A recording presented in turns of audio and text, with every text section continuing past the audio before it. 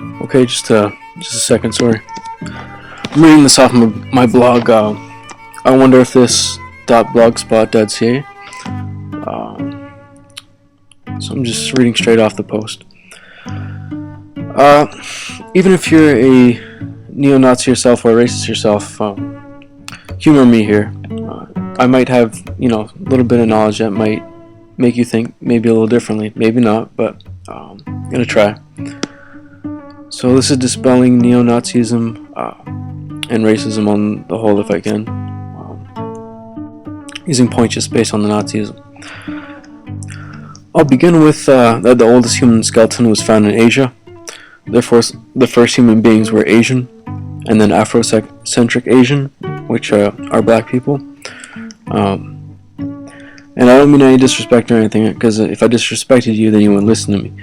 But you can be happy that you're white and segregate yourself if you want to, but it's a scientific fact that eventually all humans will adopt the dominant genes, which is black hair, all brown skin, and brown eyes.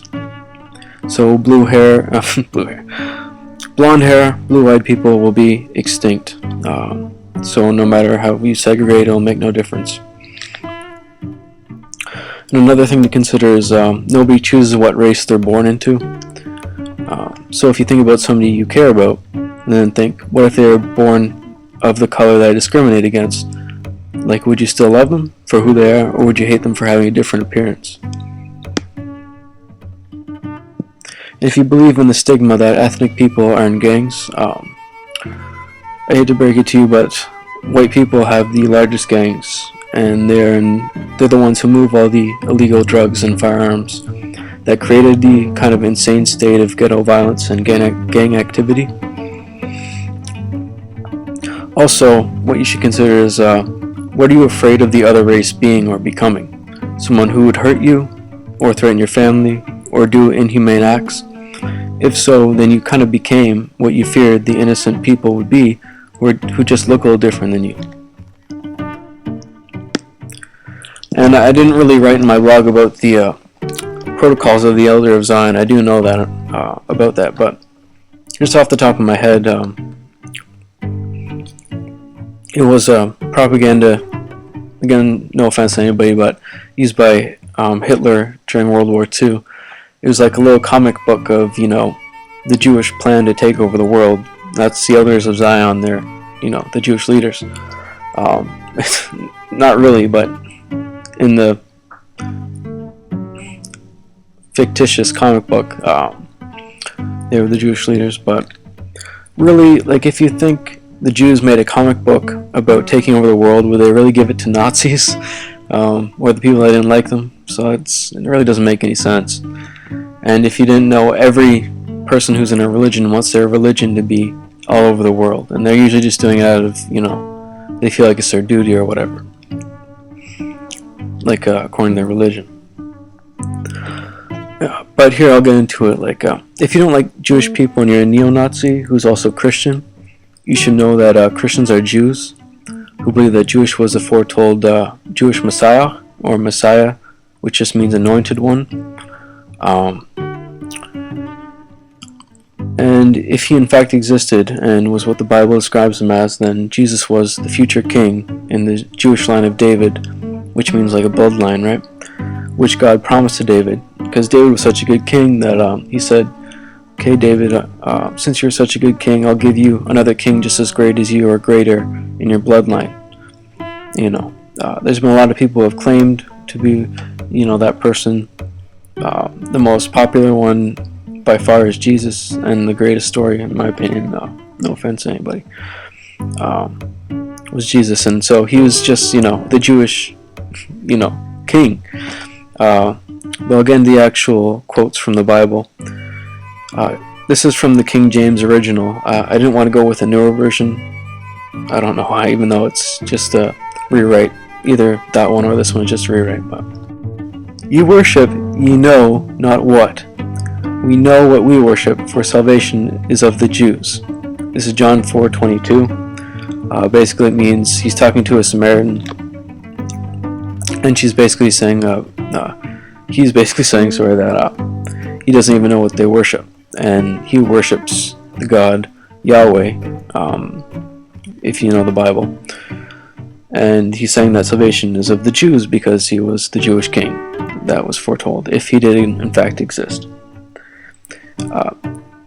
He also said, think not that I am come to destroy the law or the prophets. I'll describe that before I keep going. The law is the law of Moses, and the prophets is the book of Neelim, plum tongue. It's basically there were hundreds of prophets at a certain point in time. They all thought they were foretelling like the future of the world and whatnot. And they were all Jewish prophets. They were in the Bible, the most popular ones anyways. So yeah, I come not to destroy the law or the prophets. I am not come to destroy, but to fulfill. For verily I say unto you, till heaven and earth pass, not one jot or one tittle shall in no wise pass from the law till it be fulfilled. And that's Matthew 5:17 to 18, I believe. And in translation, it basically means that he agrees with the law of Moses and the Jewish prophecies and the Jewish way of living, saying that one bit of the law won't change. So he completely agrees with their way of life because he was their king. It should also be noted that the term Jew comes from the term Hebrew, which was a nickname given to Abraham by the people who lived around him, which meant lives by the river and rebel. And that's pretty much all that term is, even though there's so much hate associated with it. Getting to something different now, but along the same lines of people neo-Nazis hate. If you hate homosexuals, 1/3 of human beings are homosexual. You probably know that, yet don't know that they are. 60% of women find other women attractive, some homosexual, some bisexual. There are gay penguins, I heard about that on the radio, and I'm pretty sure there's, gay animals in every kind of animal group is. If you're Christian or Muslim, or whatever religion, would you rather have somebody in your religion that is gay, and they're just born that way, than not have them have any kind of connection with God at all, like you're not letting them into their religion to have the connection with the God you believe in? And I kind of put, isn't that a disservice to humanity, even in the name of your own religion? Because you're not giving them, there's something wrong with them, there's something wrong with, no, sorry, in the terms, in the perspective of some religions, they perceive that as wrong. I don't, personally. But, I think it's more wrong if you believe in that, but you're saying, okay, you can't even believe in God, period, and not let them in, period. But, there's something, everybody does some kind of sin, according to religions. So, I mean, if you don't let them in and you got your own things, you're sinning about, or even if you don't, it's kind of like a disservice to everybody, right? And a disservice to the God you believe in. And the last thing I wrote on this was all written by a white person, Lily White, as white as they come.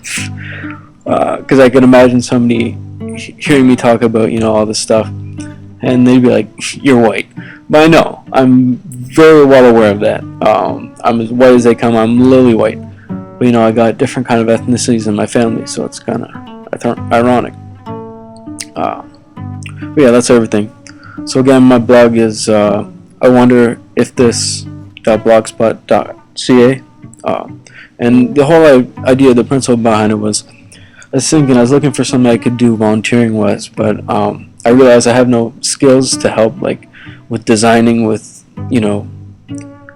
charities and stuff, designing ads or whatever, or designing pamphlets or speaking some other language. Excuse me. But yeah, so that, I don't know, I'll just share some knowledge that I have that kind of contradicts some negative aspects or negative points of view that some people have in life. And again, if you listen to this and you are racist or whatever, thanks for listening. Even if you didn't change your mind at all, at least you tried to, which is a start.